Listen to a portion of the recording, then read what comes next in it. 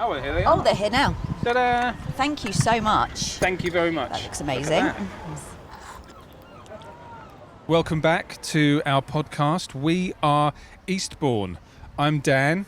I'm here with Kathryn. Morning. Morning. We're here in Meads. Meads is always a very lovely place to come to. Absolutely. You spent much time in Meads? Here and there. To do with yourself or children? My daughter does trampolining here at the sports centre. Another child did swimming lessons here. I must admit my time in Meads is probably less activity-based and more pub-based. A couple of really nice pubs here in Meads. Well, we can do that another time. For now, however, Kathryn, can you tell us a bit about why we're here? We are here today because the Eastbourne Neighbourhood Board are holding an event all about the future of the town. If you heard our first podcast episode, you'll remember we spoke about that huge opportunity for Eastbourne. It's this once-in-a-generation investment and what it could mean for your and my everyday life here in Eastbourne. Today is really exciting. It's about what that's going to start looking like in practice. They're going to showcase this regeneration plan today.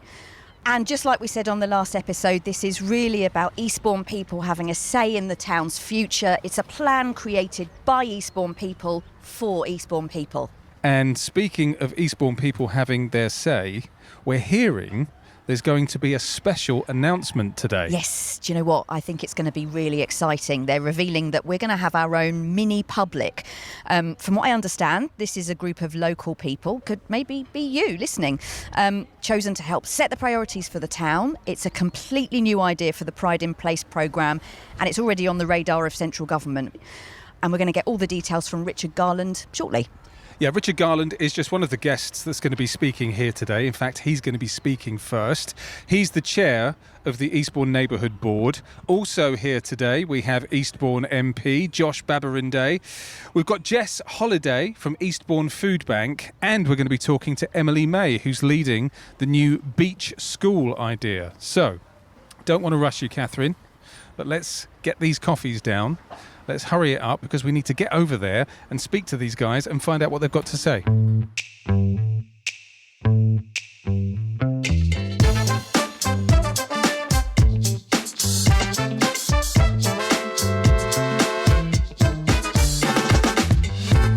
today is about officially launching the town's regeneration plan. So we've come inside now. We're here at Hillbrow, hearing lots of interesting things. Richard has just come off stage, so we're going to grab a quick word with him. Yes, so Richard Garland is chair of the Eastbourne Neighbourhood Board. He's going to be the best person to explain what today's all about and what's changed since we first talked about this back in episode 1. Hi, Richard. Great to see you. So, in simple terms, what is today all about? So today was the launch of the town's regeneration plan, its 10-year vision, and also a 4-year investment plan. And that was set for us by the government, who is going to be awarding the money to Eastbourne, and we need to set out to the government how it is we're going to deal with this funding, who we're going to talk to, how we're going to engage with the public, and how we're going to action all the priorities that come in. And Richard, since we made episode 1, what would you say has changed most in terms of where the project stands now? What we've been focused on is the 5 key themes, but in addition to that, the Spring Clean, which has started across the town in 3 pilot areas, the ward workshops, where we've been able to give money to immediate priority public space investment where everybody will benefit, and also the work that we've done with the food bank and the food partnership and the schools around the town to start this process of both a beach school and potentially a support hub central for the town for people to go to get whatever it is they need in terms of support services. And when local people have been telling you what matters most to them, what priorities have really been coming through? What we found quite starkly was people's priorities were very similar. And first and foremost, that was the state of the streets, in terms of litter, in terms of dog mess, in terms of graffiti. And you've got empty buildings, and you've got some of the decorations are pretty poor as well. So that streetscape across Eastbourne, people felt needed some urgent intervention. If you add to that things like antisocial behaviour, neighbourhood policing, We also had a lot of people talk about access to nature and wanting to see more green spaces. But I think the other things as well was about making places safer, particularly for younger children and particularly girls, and also things to do for younger people. So we talk about antisocial behaviour and that the young people are somehow responsible for that. Actually, we've taken everything away from them in terms of what's available for them to do. So it's really important, and what really came out strongly is providing facilities and things to do for younger people.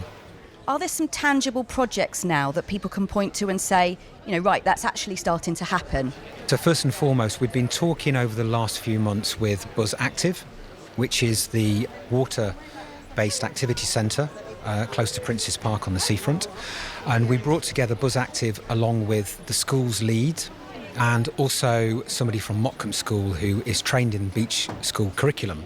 So we brought these people together and we identified, along with the head girls and head boys of some of the secondary schools, that a beach school would be an absolute game changer for the town. It's something that is sorely missed, not just education, but for actually enabling children to come and learn to swim in the sea. That, I think, is really important, and appreciating it as a natural resource as well. The other thing we've done is working with the food bank. We held a joint event, and there was strong emphasis in that meeting for a centralised hub providing support services to people across the town. So whatever it is people needed, they needed to be somewhere central to go and do that. We were then talking to the food partnership at the same time, who were saying, look, there is a lot of food waste in the town, yet we've got the biggest food bank in the country. We need to make this a little bit more joined up. So bringing them together and wrap around this idea of a central hub, which could be a community supermarket, it could be a community kitchen, it could be somewhere where a drop-in centre for help and support. It could be where we have a mobile cinema to help people who are struggling with social isolation. It could be anything. It's what we create it as a community. So I'm really excited about both the beach school and the food bank food partnership.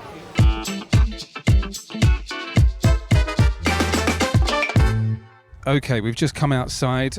We've just heard Richard mention beach school during his talk there, and it got me thinking. We always talk about living near the beach, how great it is. We don't make the most of it, but I'm loving the fact that we are currently at that time of year where the weather is perfect to get down there. And you know what? I'm really lucky because I do live 5 minutes walk from the beach, and when you say I don't make the most of it, I actually think I do. I'm down there quite a lot.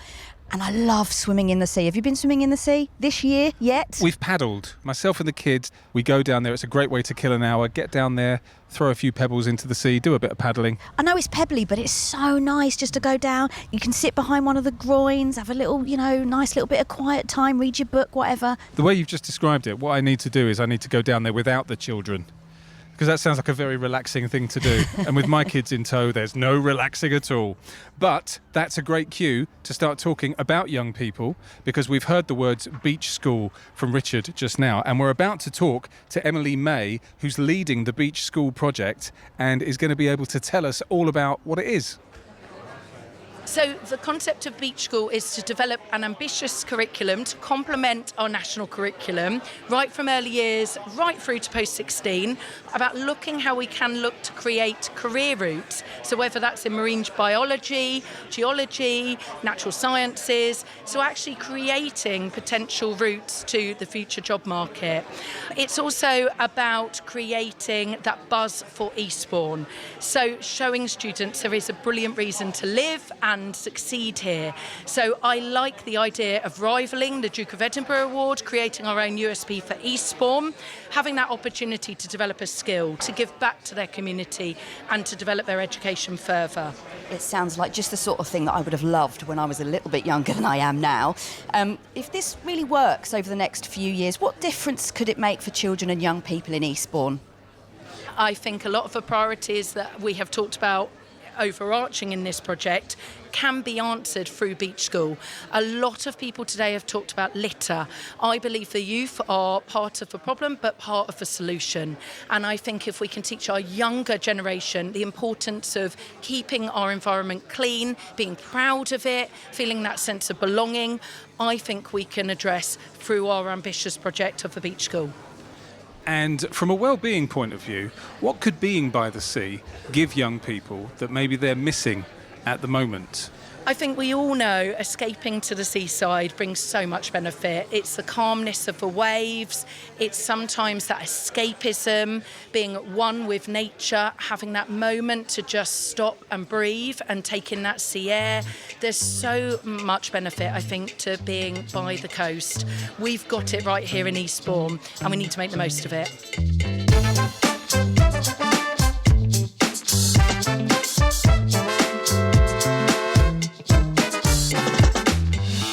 It was great hearing from Emily just then, talking about this idea of a beach school, which is a really simple idea, but sounds like it could be a really effective one, because of course we do live in a time when I think all of us parents would like our kids to be out and about a little bit more in the fresh air, doing some outdoorsy stuff, as opposed to being cooped up at home. Yeah, she's not wrong, is she, when she talks about escapism and, you know, taking a moment of calm. I know that when I get down to the beach, I definitely feel like that, and we've got it right there. We just need to make the most of it. So, very excited to hear more about Beach School. Now, however, we're going to talk to Jess Holliday, who's involved with Eastbourne Food Bank. Yes, so I think another really important message coming through today is that regeneration also has to mean supporting people with pressures they're facing right now. So that might include food poverty, dignity, making sure people don't feel left behind. So let's chat with Jess Holliday, who is Chief Executive at Eastbourne Food Bank. Tell us about the level of need that you're seeing right now. We're providing something like 18,000 food parcels a year, so that's, you know, a lot of people. About 6,000 of those go to children in our town. What we have seen is that if we work together, when we work together with other services that meet the overlapping needs of people who are coming to the food bank, and that we're able to give really good quality, high quality money advice and debt advice, then we can enable people not to need to use the food bank anymore. And that is how the Pride in Place and the Neighbourhood Board can support us, is by enabling us to, really supporting us to create an environment in which we can collaborate, bring other services together, bring affordable food into the mix so that people can afford to buy what they need rather than having to rely on charity for what they need. And can you tell us, Jess, what difference could this make if organisations like yours are properly joined up with other support services across the town? I see that we're pulling people together already, so other agencies working with the Eastbourne Food Partnership, working with all our partners, advice partners across the town, and other charities and businesses. So I think that's, in the first instance, is a win, that we're able to absolutely bring the voice of people who are using our service right into the room with people from businesses and other charities and so on, and really trying to plan something that is genuinely collaborative. I think in terms of the sort of longer term, what we're looking for really is a central space where we can all work together, where we can support, as I said, with affordable food, potentially a kind of supermarket, potentially a cafe, which is, you know, a really beautiful space, which is also run by people who have lived with the experience and know what's actually going on in the town. I think for us, the biggest win is that we, you know, for many, many years have been in the communities, building trust, really learning about those communities, and really being able to kind of really amplify the voice and experience of people who actually know what's going on and actually know what the pressures are and the problems are, and able to share those through the Pride in Place investment with others. That is a really, obviously that is a fantastic win. That's about community. A moment ago, you spoke really powerfully about dignity and belonging, Jess. Why are those words just so important here? Lots and lots of people who come to us feel very isolated, very disengaged, very not listened to, and that's one of the massive privileges that we have in the food bank is, as I said, that we have spent years and years building trust and really great relationships with people. Let's face it, the bottom line is that it's really not a great thing to have to, you know, ask for charity for support to feed yourself. So, you know, we're all about really, we want to see an Eastbourne where everyone can afford to pay for the things that they need to survive, which, you know, sounds kind of obvious, really, doesn't it? And I think we can probably all get behind that. And I think, again, broadening out that feeling that there are people who will listen, you will be heard, you do belong to this community, and you matter. Whatever your issues are, whatever your financial status, whatever it is, you belong. We are a team. We are Eastbourne.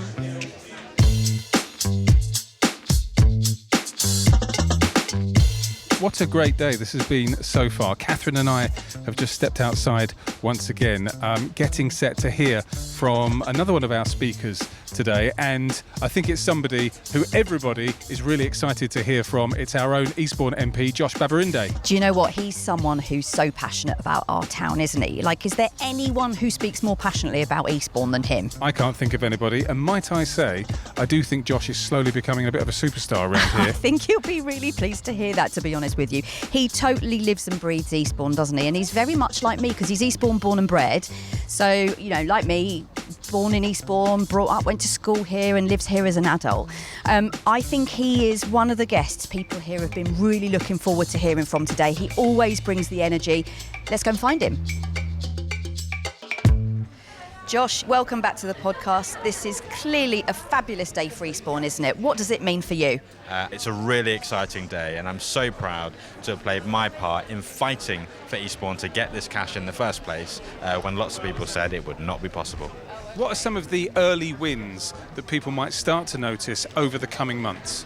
Some early wins will be in communities like Shine Water, in Willingdon Trees, where there are community walkabouts going on to identify, community notice boards that are falling apart, or litter that's gathered in places, or fly tipping that is in alleyways, whatever it might be, benches that are broken, that we will get fixed very, very quickly. Those small things make a big difference.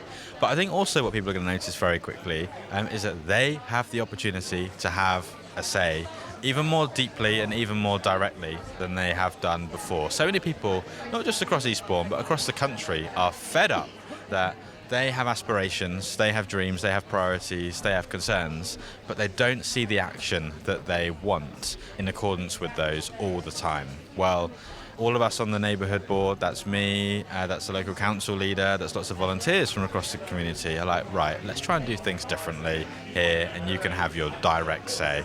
Like Eastbourne's never seen before. I think it'd be amazing. And why should people feel really excited by this moment? For all sorts of reasons. We know that Eastbourne is one of the best places, if not the best place, in the country to live, to work and to play. As an Eastbourne boy born and bred, I believe that wholeheartedly. Indeed, I have Eastbourne Pier and the sun tattooed on my arm as a mark of just how serious I am about what an amazing place we are. And Eastbourne has always been a town that's full of ideas and full of great people who want to put those ideas into action. But Eastbourne hasn't always been a town that has had the cash it needs from government to make those ideas happen. Now we do. And today we have packed out a room full of believers, full of dreamers, and full of doers who I hope are going to have a hand in making Eastbourne's aspirations a reality. That is why it's so exciting.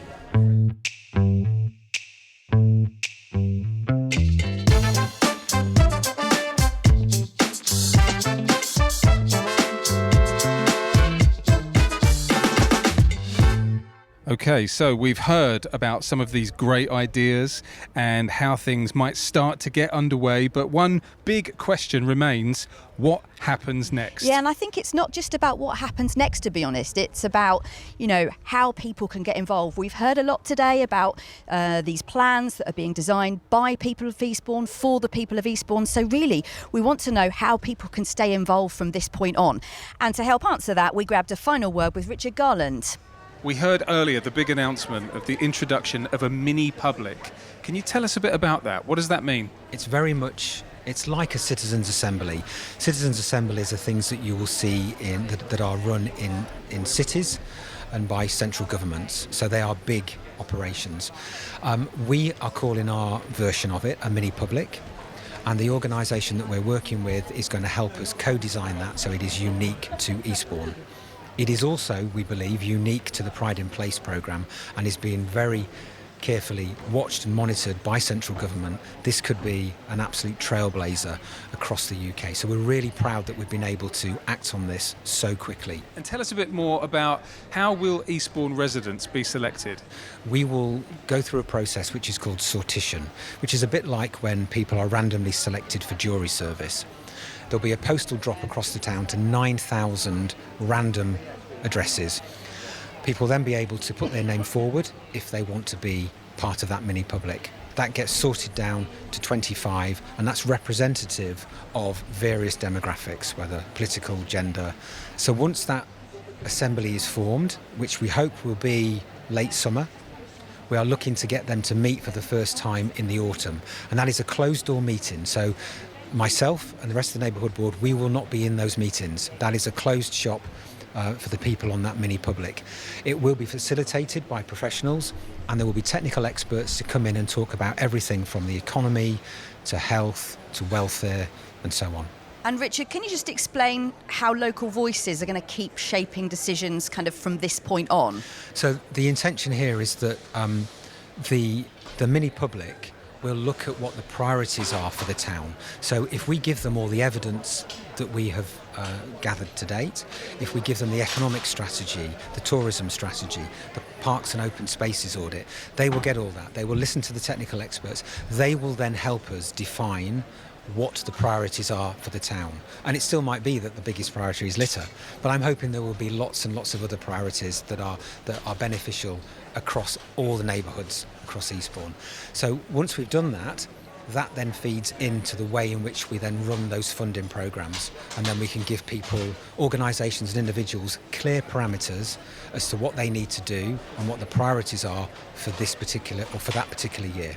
Richard, why is it so important that young people are part of this as well, as opposed to just older decision makers?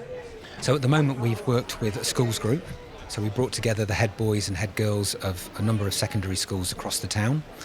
We have also had some conversations with the college about looking to set up a youth board for the sort of 16 to 25-year-olds.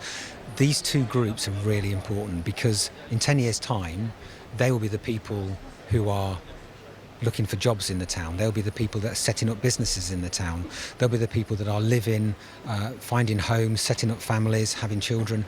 We need to make sure that what we do now provides a legacy for them. It is really, really important that we have a schools group and a youth board. If we give them very similar decisions that we have to make and they make a different decision, we need to understand why their decision is different. And then we can either come together and agree, or we can look to change our viewpoint. And finally, Richard, a few years down the line, looking ahead, what would success look like to you personally? I mentioned a couple of times that one of the things that we tend not to measure is happiness factors. I think this is really important, and I think what I'd like to see is that when I talk to people in ward workshops in maybe a few years' time, if I'm still on the board, that people are coming back and saying, we feel happier about what has gone on. Actually, you have made a difference. The funding has made a difference. The plan has made a difference. And people will come to those workshops and they will be telling us about the great stuff that they've been able to do or experience or take part in Eastbourne.